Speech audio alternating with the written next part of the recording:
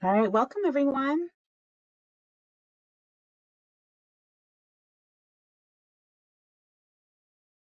Are we set to go, Nicole? We are, 1 second. All right, everyone is in and we are all set. Great, thank you. Well, welcome everyone to this webinar on the North Carolina Resilient Communities Planning Guide. We are so excited to be at this point where we are sharing it with you all in this webinar. My name is Amanda Martin. I'm the Chief Resilience Officer, and I'll be walking you through our webinar this morning, including presenting some of the material from the guide. A few things before we get started. Today's webinar is being recorded. We'll have a question and answer session after all of the panelists' presentations, but feel free to put questions in the chat at any time. During the question and answer, we'll remind you, but if you want to ask a question verbally, please do that. Just raise your digital hand. And other than that, please keep your microphone muted. I'm getting a little bit of background noise from someone, so if everyone could take a moment and just make sure that your mic is muted, that would be fantastic.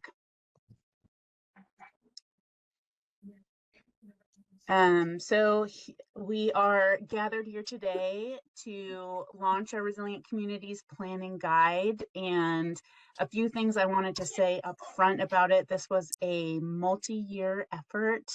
There were many contributors along the way, and I especially want to give credit to our fantastic staff who put many hours into this guide, but also literally decades of their experience doing this work to inform the insights that are shared here. We also had a fantastic committee that supported us from many different parts of the state and many different organizational roles, and also a consultant, Renaissance Planning, that supported us. Just to give you an overview of where we'll be going today, I'll be providing the introduction to the North Carolina Resilient Communities Planning Guide. Then we have a panel of speakers on local resilience planning. This is because the guide is brand new, and I could spend 90 minutes sharing with you what's essentially a text, but we thought it'd be more exciting to bring in some speakers who can speak from different perspectives about the work that they've been doing in communities on resilience. And then we'll have time for a question and answer. We will be sending out a survey after the webinar to get some feedback from you about the guide, about how it might be useful to you, and what other kinds of formats of support we could offer to enable you to use it. So please have that in mind as we are sharing information about the guide, because we really want this to get out there and be used and be useful. All right, so a quick preview of today's speakers. That's me on the left. I'm Amanda Martin. We'll have Lowry from Chatham County. Then we have two speakers from the Department of Commerce, which supports economic resilience planning in communities in North Carolina. We have Bruce Naegelen and Grace Lawrence, and then we'll have Sandy Cross from the town of Duck. All right, so this is the intro slide, just to give you a sense, if you are not familiar with our work, a little bit about what we do. I have a team, an amazing team of 7 staff, including myself. Our mission is to build North Carolina's resilience to the impacts of natural disasters and climate change. Our work generally falls into 3 buckets with respect to resilience. We do some amount of policy advising. We provide the big one that this work grows out of is we do a lot of local community assistance, and kind of with that, a general kind of public expertise, putting information out there into the world and helping communities connect to that information as they need it. And then we do state level interagency coordination. We also have a role in disaster recovery. We support the State Disaster Recovery Task Force. All right, so switching now to the work of the guide, I wanted to start out by talking about the motivation to put out this guide. And I'll do that by sharing with you what we hear from communities and from local leaders and what we have observed as people whose job it is to get up every day and think about the resilience of North Carolina communities. So the first one is probably shared by everyone here, and kind of a painful reality is that communities in North Carolina continue to suffer losses from natural disasters. We see this on a big scale, like with Helene. We see it on a smaller scale as well. And these losses could be reduced with proactive action. So this is like, the holy truth upon which we build our work is that we think there are steps that communities can take to reduce the losses that they suffer. We get a lot of questions about hazard mitigation plans and how a resilience plan is any different. And what we see is that hazard mitigation plans are a critical piece of the puzzle, but they do not typically yield shovel-ready projects or other initiatives. Smaller communities do not have staff capacity or consultant funding to do a resilience plan, or often to do resilience work in general. This is an constant theme to our work. It's easier to analyze the problems and the vulnerabilities than it is to come up with a solution. I think the resilience field in general has gotten awesome at our ways of communicating and demonstrating risk and vulnerability. But we still have a lot of work to do collectively to help communities develop creative solutions that meet a lot of different interest groups to become more resilient. And then finally, kind of the biggie here is that resilience is often misunderstood as an outcome of a single project or a series of one-off projects. Whereas we see resilience as really a system or a quality of systems that can respond and rebound and be flexible and adaptive. So out of all of that, our goal with the guide was to provide a singular, flexible resource tailored to North Carolina that outlines our consensus on the critical elements of resilience planning. So that is our big, big motivation here. How we went about achieving that goal. So I'll talk about a few different elements of how we approached this problem. Our process, first of all, was to convene a very patient committee of people with insight into resilience in North Carolina communities. Thank you to those of you who are on the call this morning who have contributed your insight into this guide. People read multiple drafts of it, so a huge thank you. We also conducted a needs assessment with potential users of a guide like this, and also with resilience experts in other states to understand what the need was that we would try to fill, and then what other states were doing that we might learn from. We did original research onto case studies, and we interviewed project managers to get their insights into what had made their projects work, or what they might do differently next time. We then drafted the guide and circulated it for comments, rinse and repeat. We did this multiple times. And then once we were happy with the draft, we had a fantastic design team lay out this large amount of material with design cues to support readability and understanding. We started out, we were like, this will be a 75-page guide. Like, that was our goal. And I will say it is a lot longer than that, but there's some really fantastic material in there and able to be split up in so many different ways. So that's what I'll talk about today.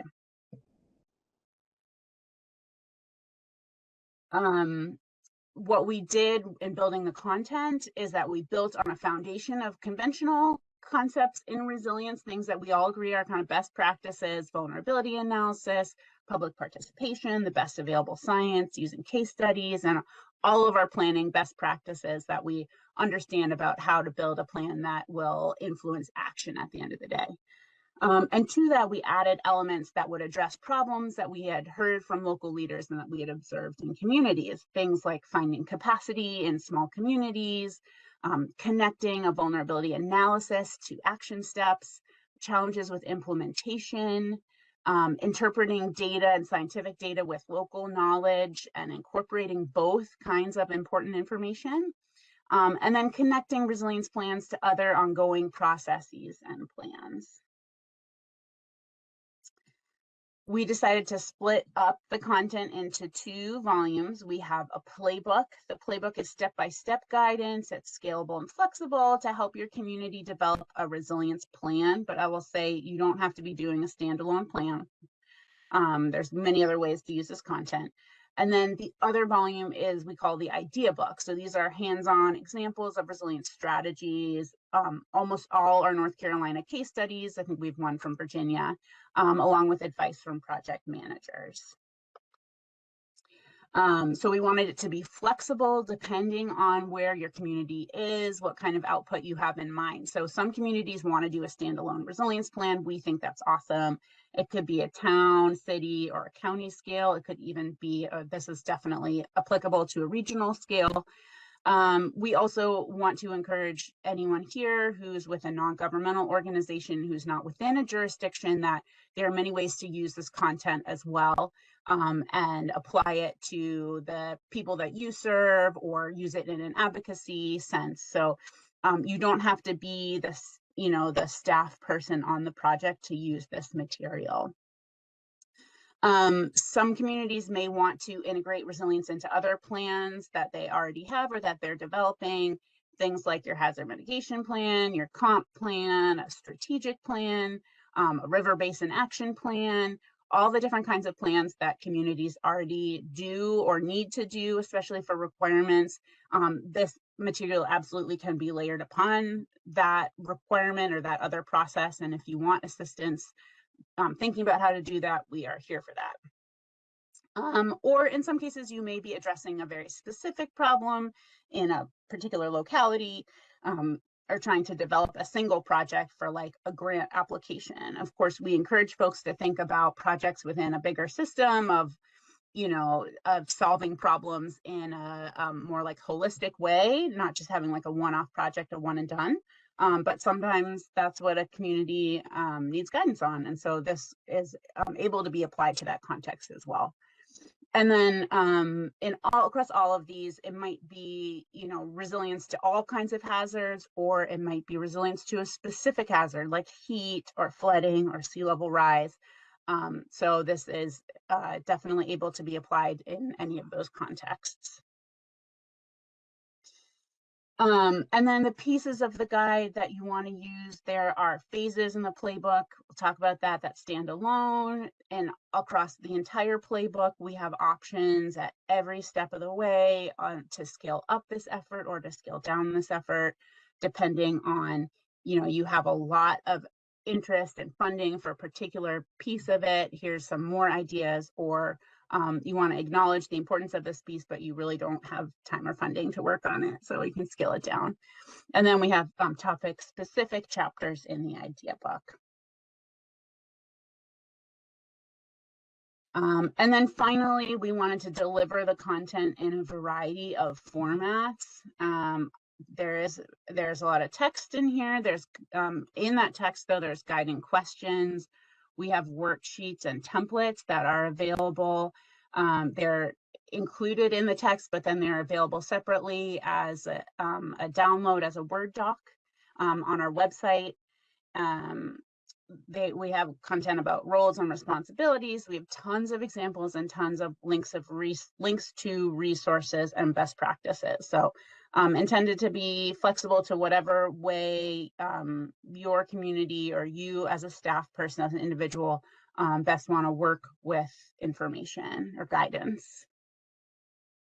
Okay, so I will talk for the next few minutes about the playbook. And then I'll switch over and I'm going to walk you through an example from the idea book. So again, our playbook is that how-to guide. It's the process of doing resilience planning. If someone wants to actually drop the link in the chat, I meant to mention, if you'd like, you can open it up on our website and follow along.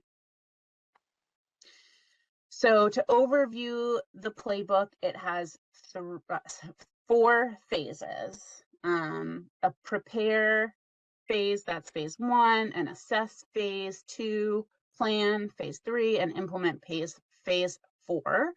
And part of what we encourage folks to think about is that this is not this does not need to be linear, and in fact maybe is best thought of as more of a cycle, or like a kind of, you'll see at the end in the implement phase, we have our last recommendation is to revisit and revise your plan regularly, because we think of resilience as really like a mindset. It's an approach to doing work into bettering your community. And so you don't want to sort of just leave your work in the past. You want to continually refresh it. So 4 phases. And then, so to break down what the format is, you'll see at the bottom of this slide. So we have 4 phases, and then within each phase are steps. So here's phase 4 example. Phase 4 has 2 steps. Phase 4 is implement. The 2 steps are build local interest and desire for implementation, and revise your plan regularly. And then each step has tasks in it. So you can see the tasks: share and promote the plan, convene local government staff to discuss the plan, use your performance metrics to communicate progress. And we break apart what's in each of those tasks. But that's the kind of hierarchy. We have phases are the big piece. Within the phase, there are steps, and each step has tasks. So phase 1, prepare. This is the purpose of this phase, is to build a support and shared expectations that will guide your project to success. You can see there are 4 steps here. I'm not going to talk through all of the steps. This was kind of a debate we had about how best to present this material. I both want to hit the highlights and not bore you to death. So what I'm going to do, I'll show you each of the phases and then hit some of the highlights within each of the phases. And then if you want to look through the steps and the tasks, please do. So a big piece you'll see, our first step was to address capacity. And this is guidance. Guidance does not replace people. And we actually make this point over and over and over every day, is that, a lot of well-meaning people think that like local government staff just need training to do resilience work, or they just need good guidance. Like, we acknowledge you need people to do it, and that, guidance cannot replace people.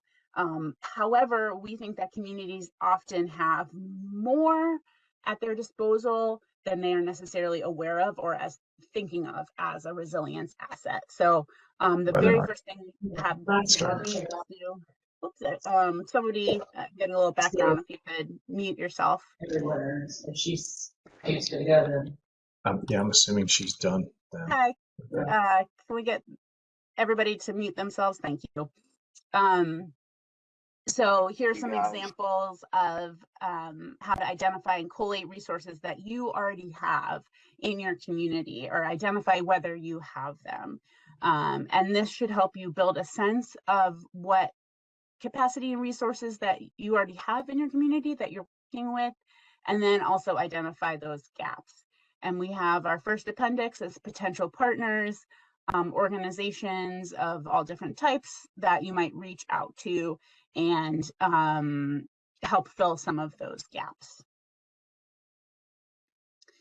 We have a scope of work exercise. We have a template for jurisdictions that are interested in working with a consultant to do a resilience plan. But we also have this general framework for asking questions about what your scope of work is going to be, which is especially helpful if your internal partners have different expectations. This set of questions can help you identify what those different expectations are and figure out how to align them. Public participation is a big emphasis of our guidance, and we have a section and actually a specific entire pull out on public participation to help you develop specific intentions about when, how, and why to engage stakeholders or the broader community. And a lot of the ideas that we have are outside often we think about like a workshop or a public hearing, but we have a lot of ideas in this guide that are outside of that concept, and a lot of resilience specific reasons to do that engagement that might help guide you think about the format of your public participation. So, a big one is unmapped flood hazards. Where is it flooding in your community that's not necessarily on your regulatory flood map? That's something that you want to know about, that you might need to kind of crowdsource that information. So for each phase, I'll also present some of the alternative applications that you might use this phase as like a, its own, without using the rest of the playbook. You might be interested in using phase 1 material just to do that resilience capacity scan. We would definitely encourage every community in North Carolina to do that capacity scan, because we think that it will turn up resources that are underutilized for resilience work that you may already have. Or, maybe your project consists just of community engagement on resilience. Maybe that's your whole objective, is to, build consensus on a vision, or to get input on what the needs are, what the problems are. You might convene, we have content on a steering committee. So a steering committee could also study a resilience problem or advise your organization or your community on resilience. It doesn't need to be just for a resilience plan. All right, so that was phase 1. Phase 2 is assess.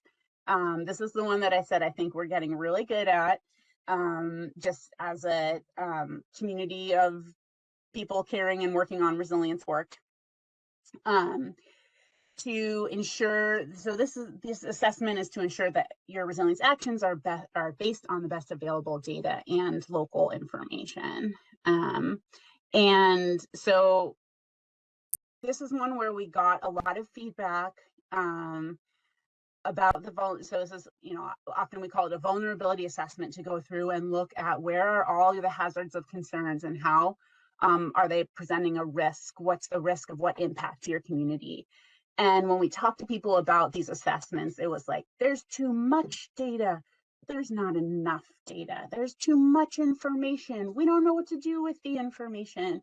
So this is one where, we laid out some basic steps for a vulnerability assessment, but we tried to address some of those challenges that communities have with the data. So what this slide attempts to convey is that we actually have kind of 2 levels of depth here. One, we have baseline non-technical steps. These are things that you can do without GIS staff, without even quantitative data. These are steps we would recommend taking. And then we have kind of like the in-depth version for when you want to map things, you want to quantify them. We do encourage both a consideration of physical vulnerability. That means like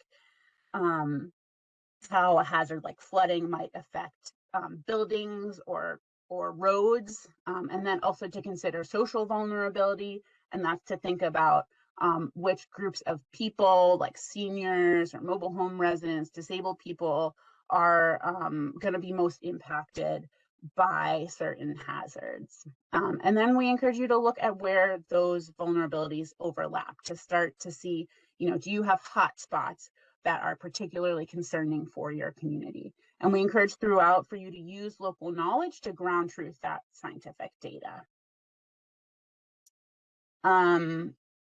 We, at the conclusion or towards the end of this section, we have a vulnerability synthesis exercise, and this is to address the fact that many people felt like they're just drowning in data and it didn't actually yield anything. So this exercise should help users synthesize their data, and it's based on the our consensus agreement that every piece of data, every finding from your vulnerability assessment is not equally important. And so this exercise will help you pull out what's most important of the findings that you have. And also based on the conviction that your vulnerability assessment should have conclusions that are actionable. So your assessment should not just be like a really cool, fancy report. it should give you information that propels your next steps. Alternative applications for this phase, as a, if you want to pull out this phase, you could just use it to do an assessment. That is a very worthy activity in and of itself, and many communities do choose to phase their resilience work. So maybe you want to just do an assessment now with the idea that you'll be taking action steps in the future. You could also use this to enhance an assessment that's already available, already being developed, for example, for a hazard mitigation plan or a THIRA. A THIRA is a FEMA required threat and hazard information and risk assessment. I believe that's what it stands for, THIRA, that every jurisdiction has to do. You could also use this to advocate for an external assessment to integrate local knowledge or have actionable conclusions. So what I mean to say by this is you could use some of the language in this section if you see that you're getting some kind of vulnerability assessment, but it's having some of those drawbacks that we've talked about, like it's not ground truth to local knowledge, or it's just an overwhelming amount of information. It doesn't have conclusions that are helping you take the next step. You could reach out with some of the language from this phase to say, hey, can we do some of this stuff to help make the information more accurate or more usable? All right, phase 3, plan. This is the big one. I'm an urban planner by training. This is to help you take coordinated and effective steps toward resilience. And here's some of the characteristics that we see of strong resilience strategies. We see multiple strategies to address a single vulnerability. So you don't want to just rely on one method. You want to think about different ways to support solving a particular problem. You want to think about strategies that have multiple benefits. So not just solving, a one-dimensional problem, but maybe it also provides, economic development opportunities or recreation opportunities, or it improves communication overall. So we like to think about multiple benefits for each strategy. We're also encouraging nature-based strategies that build on local strengths. We talk so much about the negative when we do resilience work. We want to extend the opportunity and invitation to focus on what's going well for resilience in your community and make sure that that is lifted up and emphasized and invested in. Of course, also strategies that respond to your vulnerability assessment and strategies that do not make a problem worse elsewhere. We don't want to solve, this is a big one with flooding challenges, we don't want to solve a flooding challenge in one place and as a result make it worse upstream or downstream. Potential strategies come from the idea book, which I'll talk about in a moment, discussions of your core team or your steering committee, community input, subject matter experts. We have a ton of ideas of places you might look to for some expertise about addressing resilience challenges in your community, and existing plans. And then this last note is to say that not every action step in your plan has to be building something. An important action step and a brave action step might be to study different strategies, like a study of alternatives to look at what would really be the best way forward for the community. And we really encourage that because often we find that people start a resilience project with kind of like a solution in mind. And when we dig into some of the details, we look through the engineering, we find that actually there might be some shortcomings of that idea that everybody already had in mind, and an alternative might work well. We encourage a deep dive into implementation to help your plan not just sit on a shelf. Again, we have templates for this kind of work, and we actually recommend we have for implementation and also for developing performance metrics, some ideas if you want to have like a mini workshop just focused on those things to make sure that your plan is on a strong path forward for getting implemented and being tracked. So some concepts for implementation for each of your strategies, and performance metrics and how to communicate performance metrics. We think that communicating progress is important for accountability. It's also really important for building momentum and continued support for your plan. So we'll help you think about how to communicate progress, think about tracking it internally, think about communicating externally, maybe some differences there in what you want to do. And of course, a process for how you want to do that, not just what metrics, but how you're going to track them and discuss them and share them. All right, alternative applications for this phase. You might be just using this phase to develop strategies to include in a different type of plan, your transportation plan or your capital investment plan. You might use this phase to take strategies that you already have that are sort of at a high general level, like in your hazard mitigation plan, and help make them more actionable by taking them through an implementation strategy or an implementation workshop. And then, of course, you might be standalone, creating metrics to communicate progress on relevant ongoing work. All right, phase 4, implement such an important component that gets lost in a lot of planning guidance. We want to emphasize that it's important to build local interest and desire for continued implementation to ensure that the plan remains a living and helpful document. And some highlights there, ideas about how to build that local interest and momentum, how to share and promote your plan, how to convene local government staff leadership to discuss the plan, insider guidance from those of us who have kind of been in that seat before, getting folks on board with the resilience work. And then, of course, using performance metrics to communicate that progress that we're making. We always encourage revisit and revise regularly because things change. Things change in your environment. You have a disaster, you have a political change in leadership. None of those need to be reasons to ditch your plan and leave it in the past. We encourage, in fact, that's a great reason to pick up your plan and see, well, what's still relevant, what has changed. So we encourage folks also to proactively decide on an interval to reconvene your steering committee or your core group. And that doesn't mean you have to update it every year or anything like that. It might, and in fact, that's not necessarily what we would recommend. It really depends on where you are. But do get that steering committee together to discuss what your priorities are, have things changed. And then, of course, if you do want to update, there's lots of opportunities to improve and adapt to a new or changing context. All right. I know I'm getting low on time, so I will, I think you get the idea here that, you could just skip to the implementation phase if you have a plan already and you want to focus more on using it or getting it out there or building momentum for it, drawing interest for it. I did want to save some time to talk with you about the second volume, which is our idea book. This is where you have kind of the more here's some of the strategies you can choose from. And again, this is a menu of options. There are lots of ideas in here that are like a slam dunk, everyone agrees on. There are other ideas that might not be right for your community, and that's totally fine. Our goal here was to set out some of the ideas that you could explore.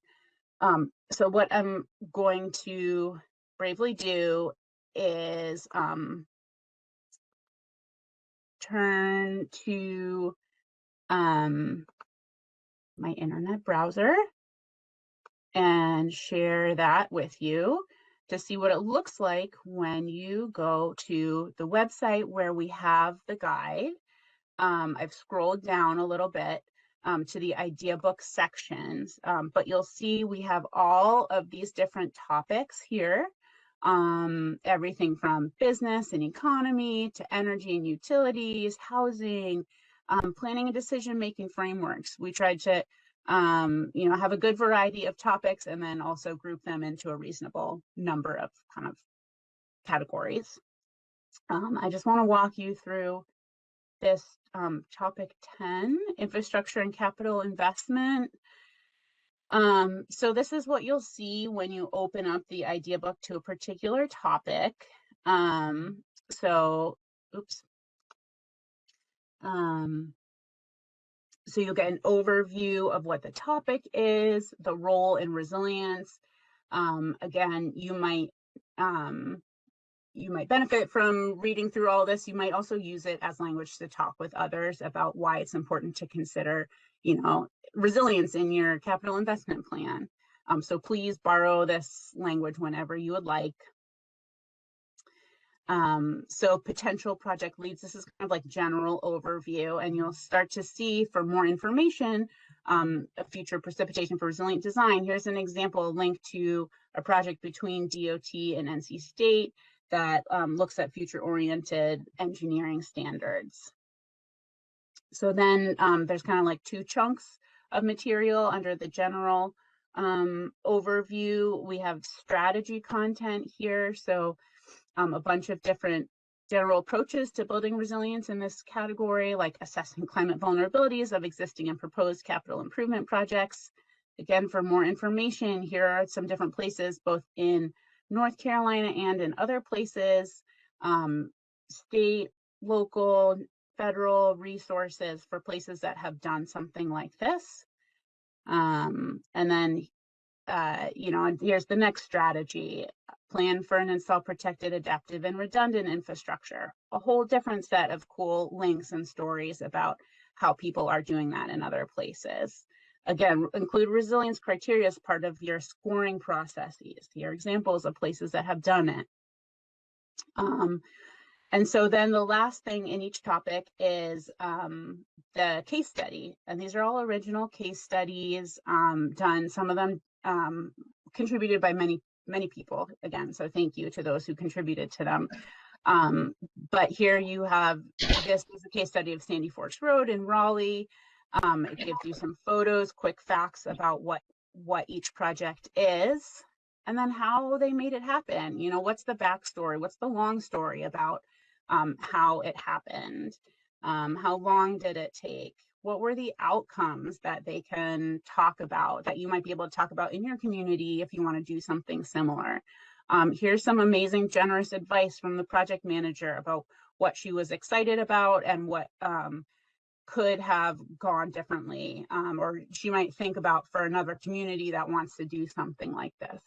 Contact information if you want to talk to the community that did this, and then additional resources and related case studies, and costs and funding references, etc. So that's the case study. So that's an example of a case study in the idea book. I'm gonna stop sharing my internet browser if I can figure out how, and pause. That is the conclusion of my presentation. I'm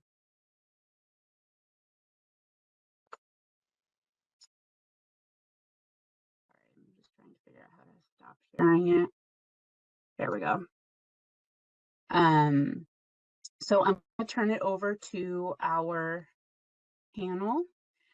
Our first speaker is Lowry. She's going to talk about planning for extreme heat in Chatham County. Anne is the Environmental Health Director with the Chatham County Public Health Department. She graduated from University of Georgia with a degree in Environmental Health Science. Upon graduation, she's worked with the Eastern Shore Health District in their migrant labor program. And then in 1996, she started as an environmental health specialist with the Chatham County Public Health Department in the on-site wastewater and food and lodging program. So big shout out for someone who's really stayed in their jurisdiction for a long time. And coordinated the development of the heat action plan for Chatham County in 2024, working with multiple county departments and community partners. So Anne, let me turn it over to you. Great. Thank you, Amanda. Hello, everybody. Let me confirm you can hear me. We can hear you. Fantastic. All And right. we can see your slides, but they're not in presentation view just yet. Okay, thank you.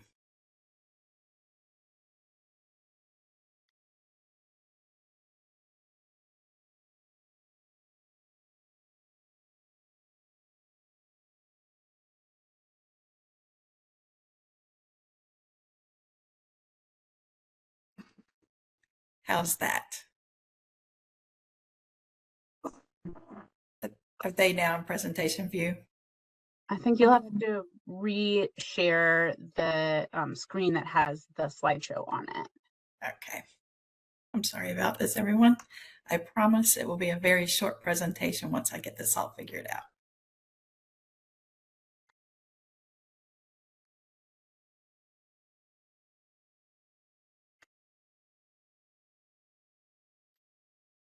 Right. How's that? I think just go for it. I think Let's do that. Yes. yeah. Y'all gonna see all of my notes, but Yeah, it's that's fine okay. as well. Okay. So last year, Chatham County developed our heat action plan with our state and community partners. And in this presentation, we're going to review why a heat action plan, the benefits and impacts of the plan and the planning process, and then keeping the plan relevant and supported. So the heat action plan. In 2021-2022, NCORE coordinated the RISE program, which is Regions Innovating for Strong Economies and the Environment. The RISE program facilitated discussions with counties and geographic regions across the state to develop vulnerability assessments for that region, and based upon the assessment, a list of climate resilient projects were developed. Here's Triangle J region's projects. We're now Central Pines, but we had a list of 7 projects, and the final project is the one that I'm talking to y'all about today, which is developing a heat response protocol template. Hey, Anne, Yes, I think yes. can you advance the slides on the main? I think your cursor is on the right screen, but we're not seeing the slides advance. There you go. Thank you. Okay, yeah, sorry about that. So then, let's see. So here's the list of projects that we developed with NCORE kind of leading that RISE program. And you can see the final project is the heat wave response protocol. Did the flat size advance that time? Yes, ma'am. Okay, fantastic. So the benefits and impacts of planning for extreme heat were certainly the partnerships we developed. Andrea Webster with NCORE was instrumental in connecting us with other partners at the state, including the State Climate Office with Kathy Dello and Rebecca Ward, and Sarah Hatcher with the Climate and Health team at DHHS. And then some of the benefits of these partnerships were with NCORE kind of leading the development of the Heat Action Plan Toolkit, and with strong lifts with the State Climate Office, INSTI, DHHS, and Duke, and others.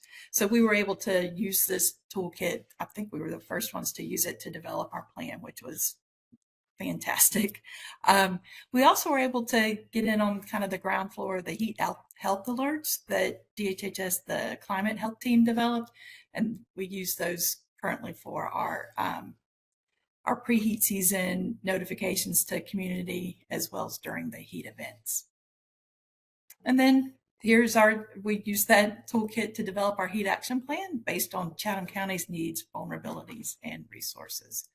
This plan is online. That QR code is there for y'all to see it, but I'm going to move the slides. So let me know if you want a link to that. I'll put that in the chat. And then, so our state partners were strong and wonderful and shared great resources and tools, but creating a local plan also requires the participation of our local partners. In our case, we had enthusiastic partners, including emergency management, the schools, the libraries, our towns, as well as our community-based organizations. Another benefit to local partnerships is you get to leverage shared resources. In our case, we were able to purchase misting fans for our parks that they're able to use throughout the year to keep animals and people cool. We were also able to purchase box fans. The Aging Services and Department of Social Services were already had box fan distribution programs.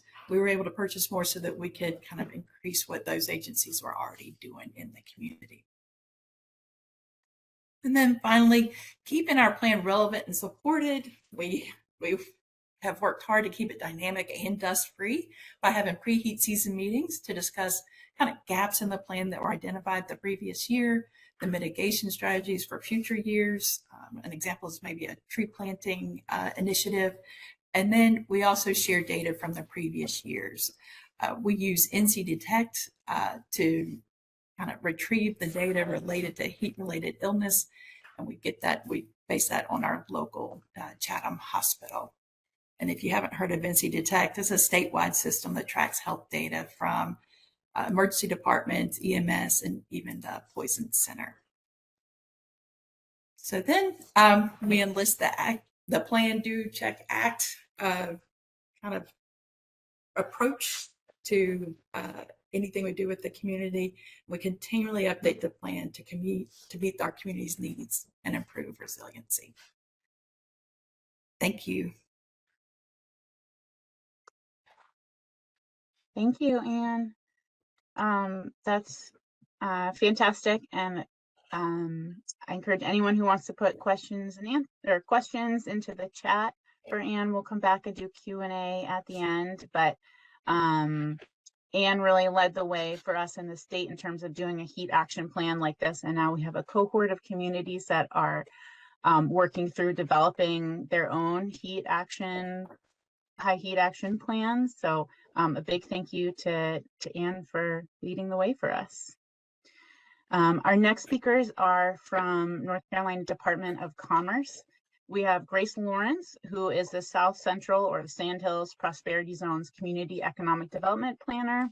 She engages with local governments and key stakeholders to provide technical assistance in economic development, implementation of community strategies, and related concerns. With her, we have Bruce Naegelen. Since 2017, Bruce has been the Community Economic Development Planner for the North Central Prosperity Zone, working with the Main Street and Rural Planning Center at Department of Commerce. In that role, he also works with local government and communities within the 15-county region to help plan for job creation and economic prosperity. So they are going to talk about a very cool resilience initiative that they've been working on with communities.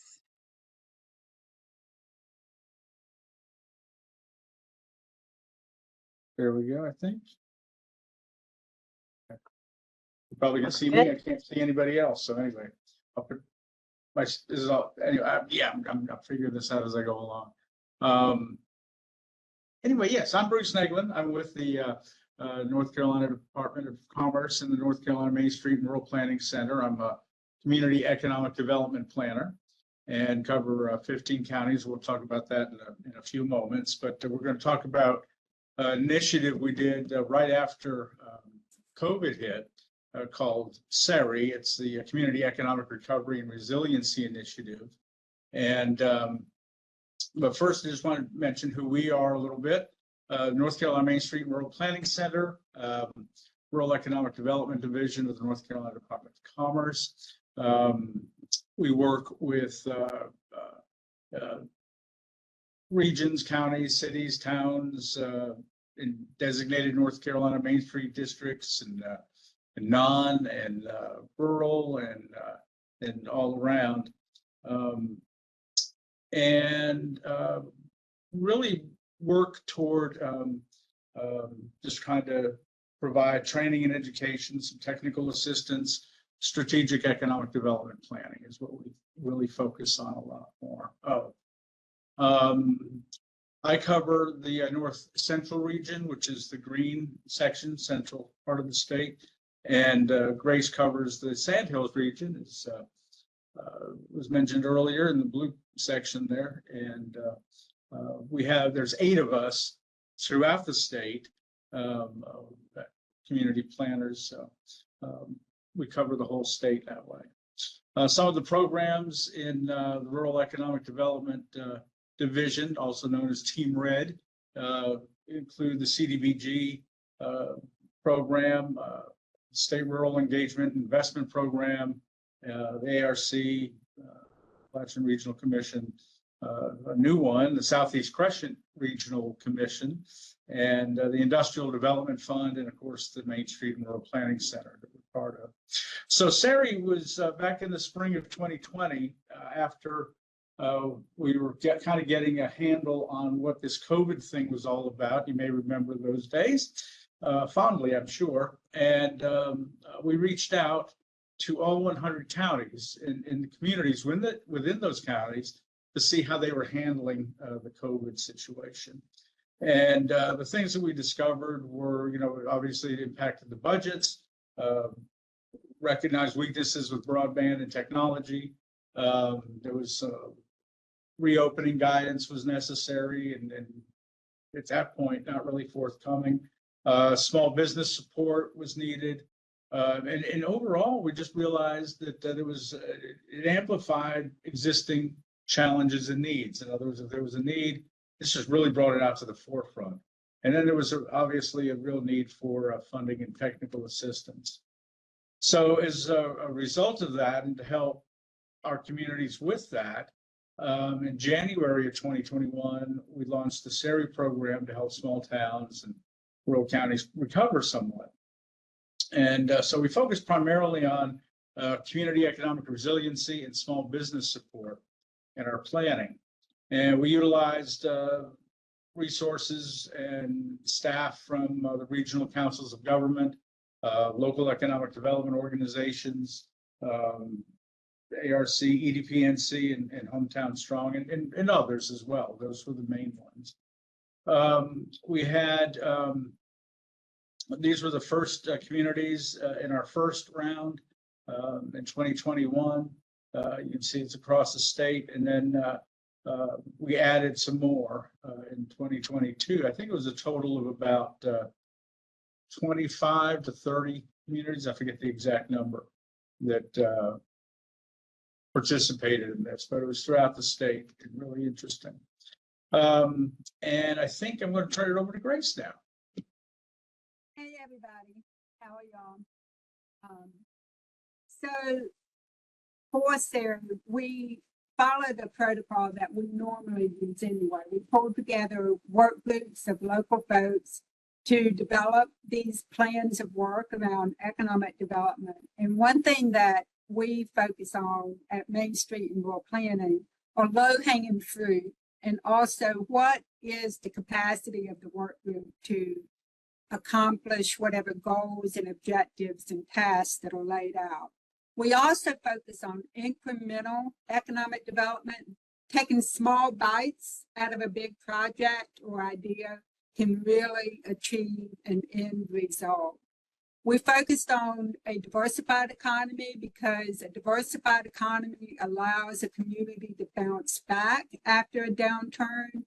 If a plant closes and there's another plant close by, folks can move over, hopefully, and get the skills that they need to take over and go into another type of business or company. Small business networks were big, and also, like Bruce had said, that support at the local level for those local businesses. I can't turn the slides, can I? Next slide, please. So again, these are some of the things that we already do. We look at the current economic conditions and identify future opportunities. We look at training and capacity, project development, implementation, looking at strategies and assistance to implement those strategies, as well as economic development and technical support. Next slide, please. So Bruce, you want to talk about what happened in Irwin? Sure. One of the things with the town of Irwin down in Harnett County, we worked with them on the program, and one of the recommendations was to really encourage the town to develop the existing mill and vacant building that's adjacent to downtown. It was vacant for 20 years. It was the old Denham mill, and they ended up working with some new investors. They had a couple of bites, and then finally some folks stuck with it, and worked with some new investors post-COVID by assisting with infrastructure and other regulatory kind of things.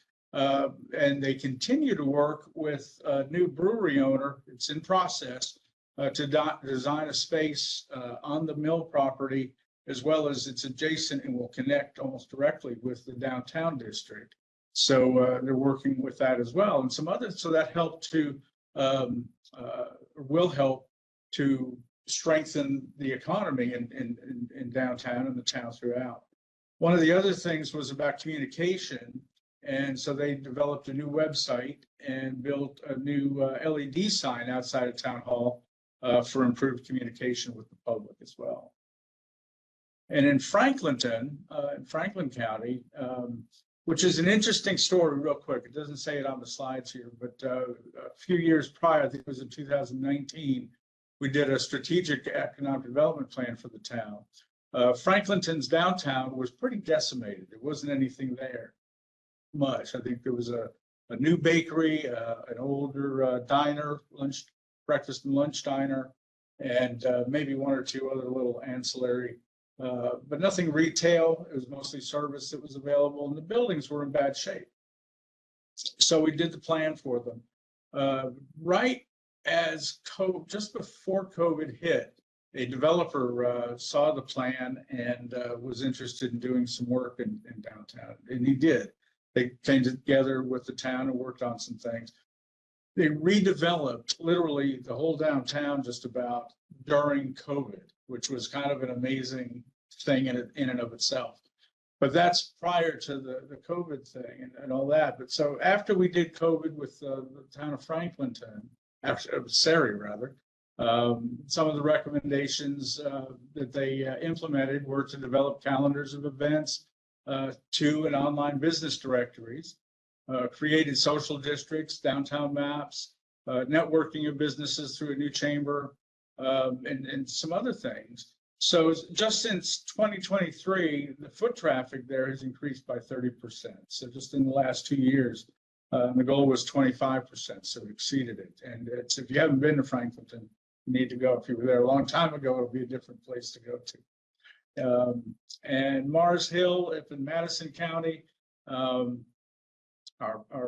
colleague Ann Bass worked up there on this, and they had partner conversations really between the town and Mars Hill University.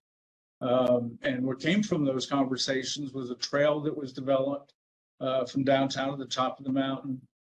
There was a building downtown that was in bad shape. MHU purchased the building through a rural transformation grant through the town, which stabilized, and that was through that's a commerce grant. And then a rural capacities grant through the town developed a streetscape and public space plan. And there's an RFP out now for private investment to develop that building. And also Public Square became available, and MHU was able to move a little bit quicker than Town Hall to purchase, and then it got saved for public use, and is a partnership project again. And back to Grace. Okay, I'm going to give 2 examples from Moore County that participated in this series. These are very small towns. Bass participated in the Rural Community Capacity Program, or RC2, as Bruce mentioned before. That was a program that was funded by ARPA funds that we did in conjunction with Appalachian State for rural communities to learn about building capacity and understanding how grants work. And there was an opportunity for the participants to apply for funding for a project that would be transformational in their communities. So VAS, based on the recommendations from the plan that was created in Syrian, used RC2 to develop a pocket park. And they also created a business network, a small business network. They had monthly meetings with speakers from around the county and the area. They had an online business development directory and events. And in Carthage, Bruce talked about the partnerships that came from Syria. There was a strong partnership that was created with the Moore County Economic Development Group. And the focus for their Syria plan was the redevelopment of the Buggy Building. That was a historic building that was at the anchor. It could be an anchor or is an anchor for their downtown. And they recruited a brewery to open up there, and they have outdoor event space. So we all know that now folks want to be outside. We know that we love our parks to death now because of COVID, that was a safe option for families and for people to do. So to have an outdoor event space was a really big outcome for Carthage. Next slide. So we did incorporate, Siri was just a COVID project, but we did incorporate a lot of those elements in our services. The focus on a diverse economy, looking at business size, business types, ownerships. Like you wouldn't want to have 3 dress shops in a downtown side by side. That's not really a diverse economy. Also looking at local control of critical needs like infrastructure. I think we all realize that a lot of communities, especially rural communities, needed broadband. They needed access to broadband. Or if a community was looking at recruiting more businesses to their area, did they have the water and sewer capacity and so forth to support those businesses? I think one of the biggest things that came out of this whole process and that we continue to focus on is quality of life. Folks want to be where there are amenities and assets that they can tap into that make a place unique. And employers seek and employees want to live in places like that. There's also, again, a focus on support for local businesses. So this is ongoing. Communities may be limited in their ability, but they certainly are considering it and trying to incorporate that as they go forward. And I think that's the last slide, isn't it, Bruce? Yeah. There you go. Thank you very much. Thank you. Thanks, y'all. Something I wanted to point out is that these strategies are such a great example of where, when we're thinking about resilience to climate hazards and natural disasters, some of the strategies that we need to make us more resilient are not necessarily ones that are going to come from strictly looking at like the flood risk, for example. So all of those strategies that Bruce and Grace are talking about are such important components of being a resilient local economy to any kind of disruption, whether it's COVID or whether it's a disaster. So thank you for sharing all of those. All right, our final speaker is from the town of Duck. Sandy Cross is a senior planner for Duck. In this role, she coordinates the town's permit review process, street and trail improvements, and resiliency efforts. Cross also serves the Duck community as a certified zoning official, CZO, a certified floodplain manager, a CFM, and the coordinator of the Community Rating System Program, CAMA local permit officer, and volunteer coordinator for beach grass planting. Sandy, what do you not do? Recognizing her value as a regional leader and resource in the fields of floodplain management and beach and dune management, Cross was appointed and has served on the Coastal Resource Advisory Council since 2022. She's a graduate of the University of Maryland with a bachelor's degree in business administration. Sandy, I'll turn it over to you. Thank you very much. I think I'm going to be able to share my screen correctly. You can just let me know whether you have a view of my presentation.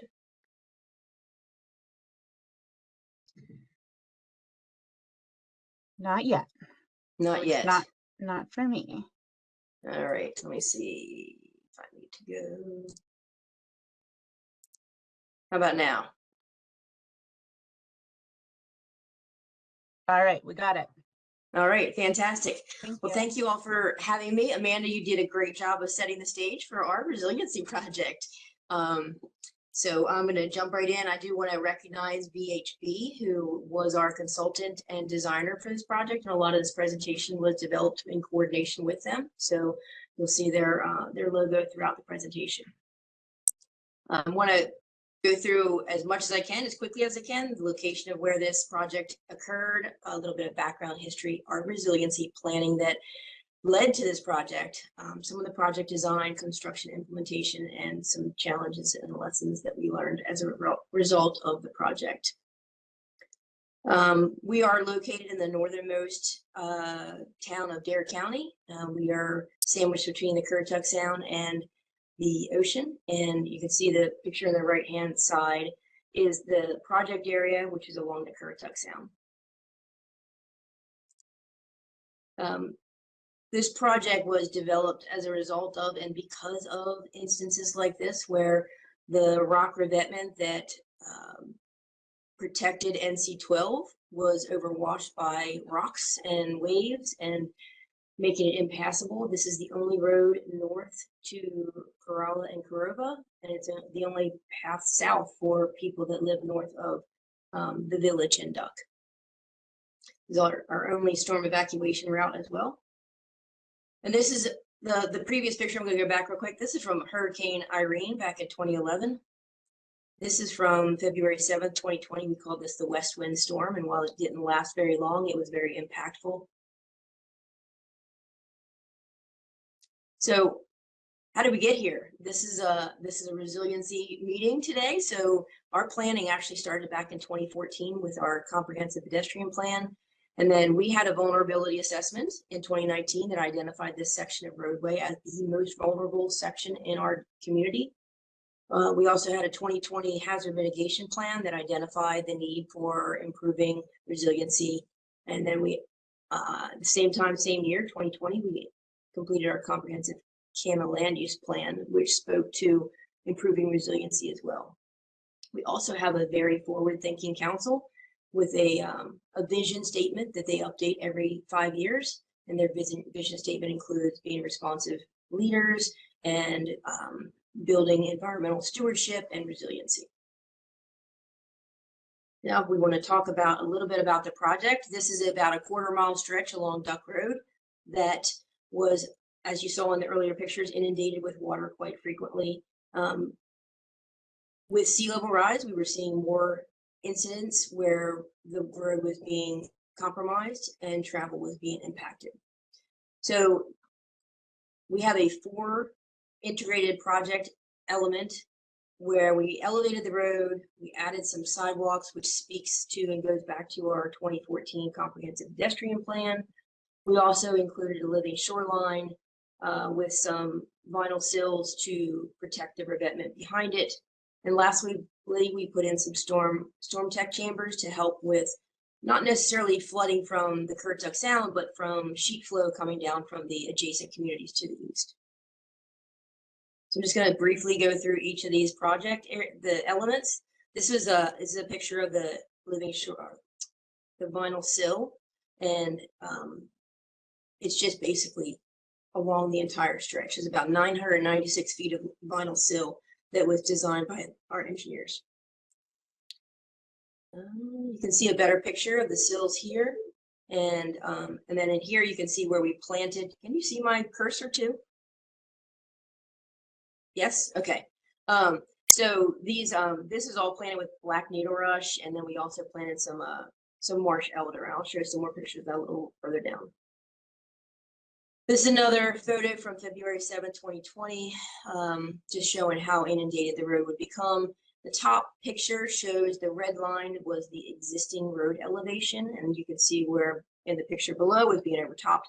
We elevated the road to above the gray line and the black line, and we are often asked whether we designed that to a sea level rise number or what was the rationale. And quite honestly, we just tied into the high points on either end, so we weren't creating problems elsewhere.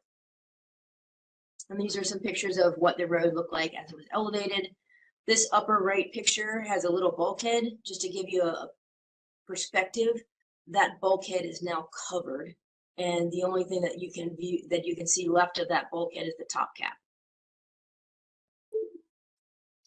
Then we were able to gain an easement on one of the properties that was across the street from this project area for some storm tech chambers, because all the properties to the east slope up quickly and dramatically. So the sheet flow comes down. These were intended to help with stormwater management and to mitigate some of the runoff going into the sound.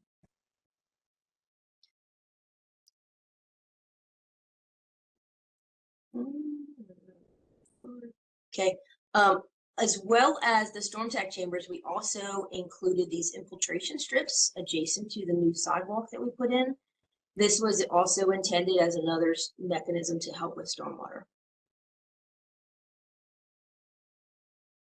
And then the upper left corner picture is what the project looked like before. And I know that's not a great picture because it's so far away, but it does give you an idea of the small rocks that were there. And now we have these huge class 3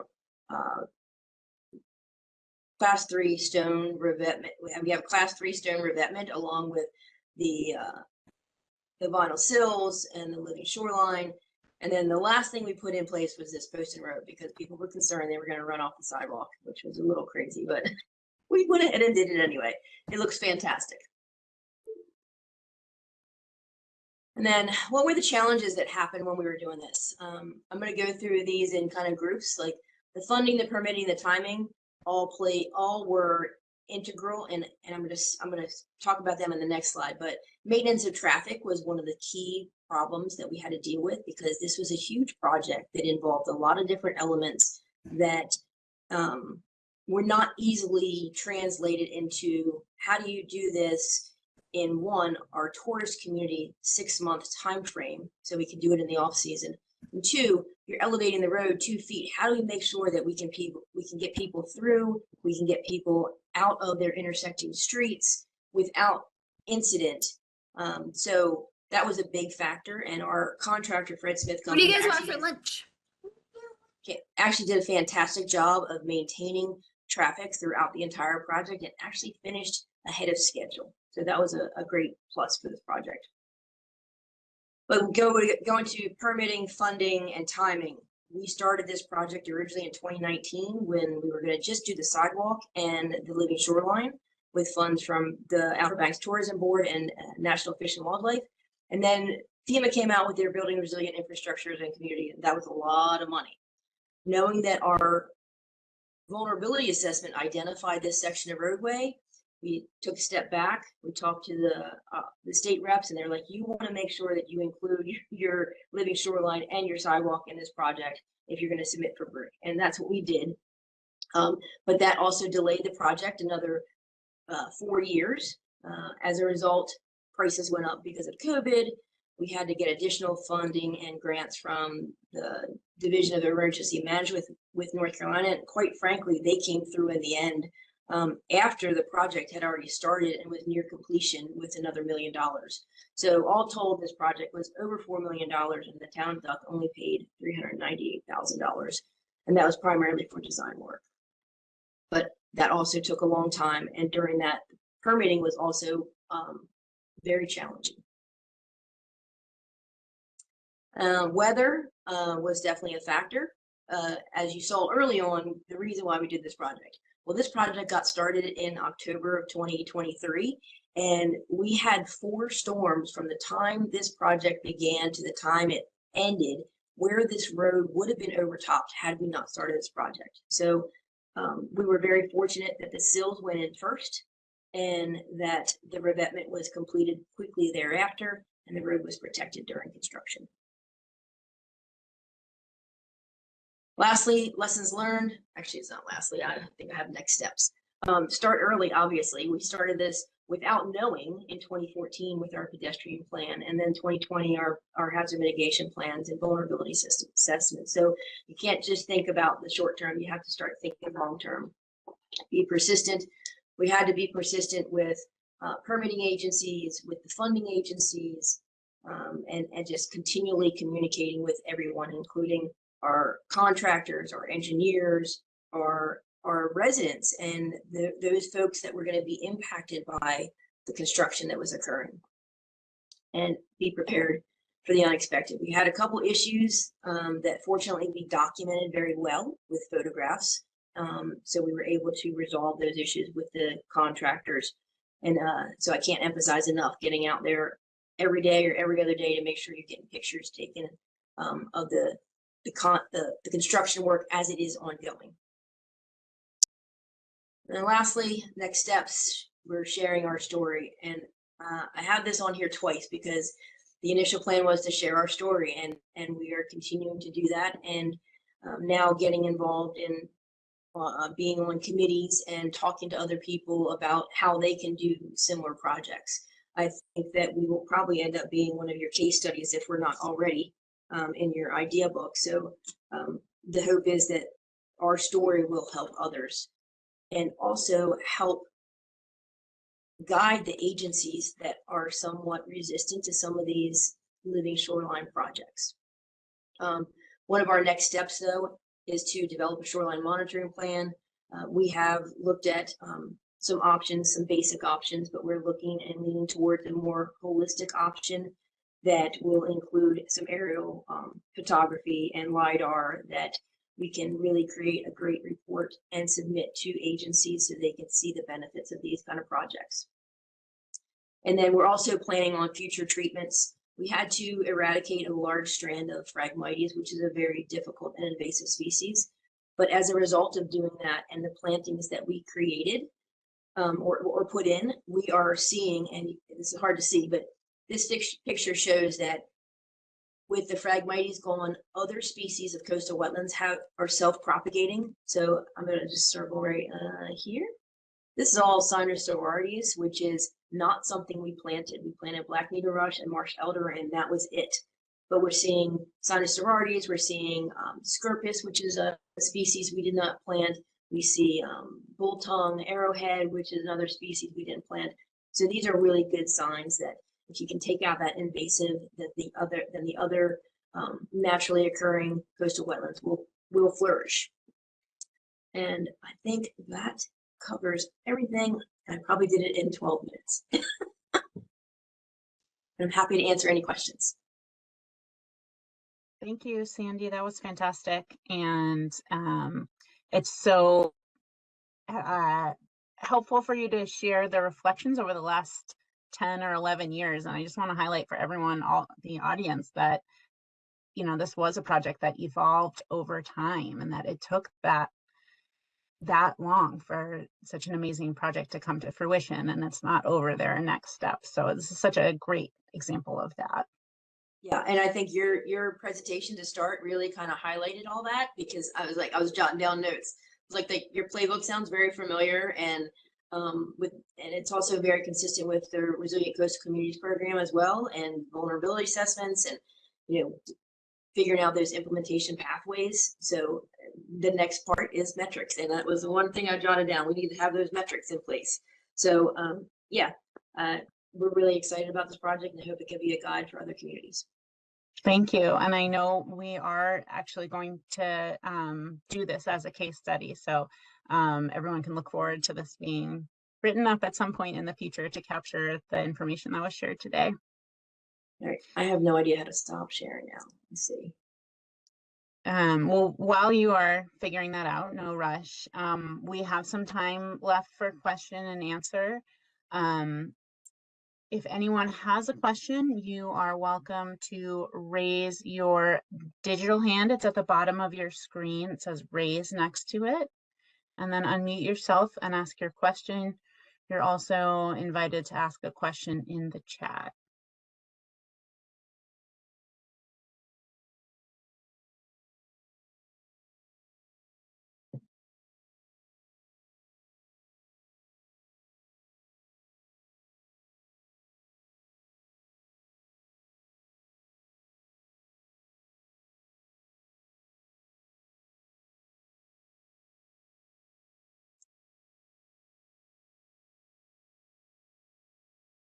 Any questions for any of our panelists or for myself?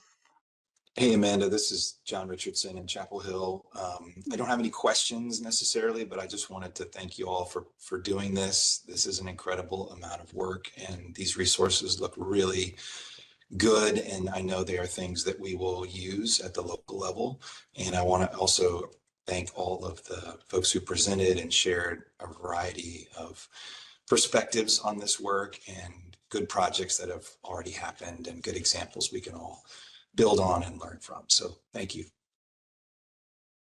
Thank you, John. And this is a good opportunity to say we want to follow along with y'all in communities who are doing this work, want to do this work. We want to support you in whatever way we can. We also want to learn with you as you are getting those lessons learned so that we can share them out and be helpful to other communities as well. All right, I think we're starting to have a few questions come in.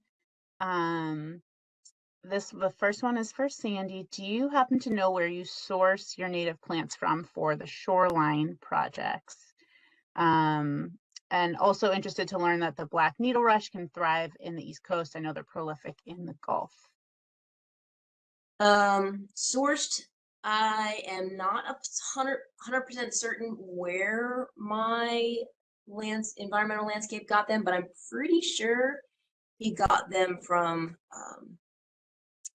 this place in Edenton, North Carolina. And I can certainly get that information and provide it to the group at some point. And the black needle rush actually does very well up here. The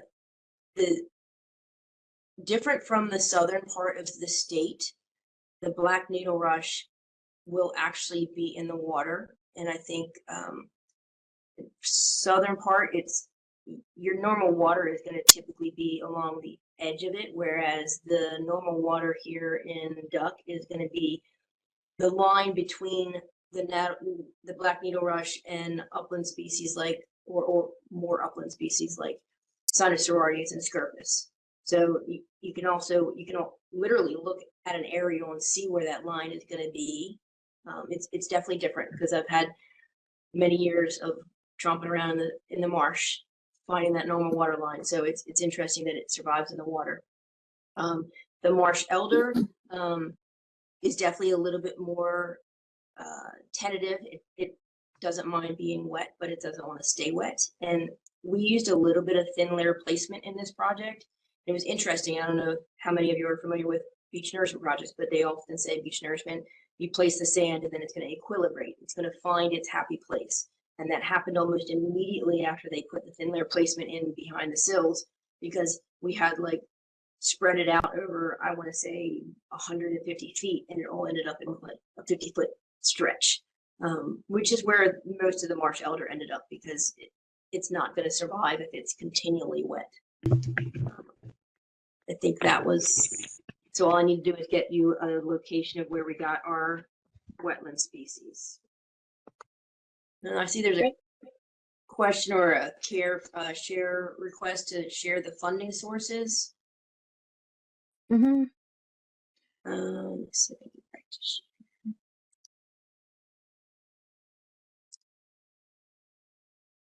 While Sandy is pulling that up, Peyton, did you want to unmute yourself and ask your question? Yes, thank you. So I would echo, that was an awesome presentation and really cool to hear about the planning guide and then some of the examples. I'd be curious if you could dig a little bit more into the piece around capacity. I really appreciate you talking about how this guide is designed to try to be accessible to really low capacity communities. And I'm curious if that's been like piloted and if there's been any feedback around that, because I feel like that's a really common issue. So if you could speak a little more to that, that would be great.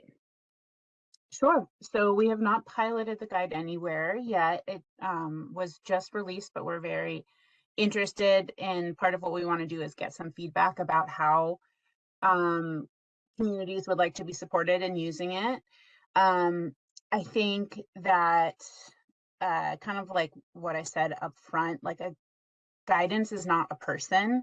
And so even awesome guidance cannot play the role of a person who has capacity to do some of this work. And so I just want to acknowledge that limitation, and that in a lot of small communities, they really need a partner to come in and walk through a lot of the work for this while getting that input and structure from the local staff.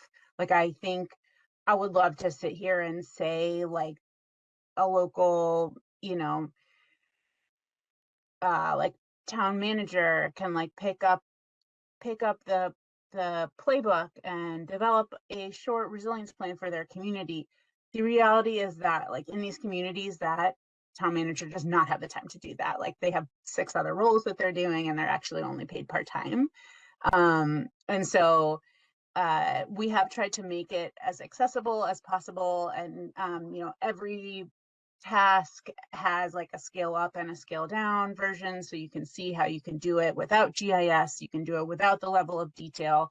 You don't have to dig heavily in, but we have an entire appendix of potential partners. We think that's really a more realistic way forward for smaller communities to be able to use the guide. We encourage anyone, of course, to pick it up, use it on your own.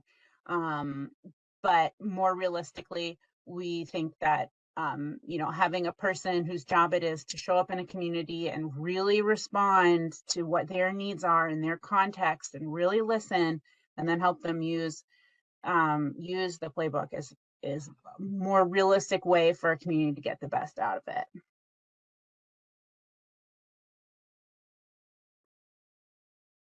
All right, we have the funding slides up. And then Sandy, a few more questions for you. Okay. I'm just going to read them out.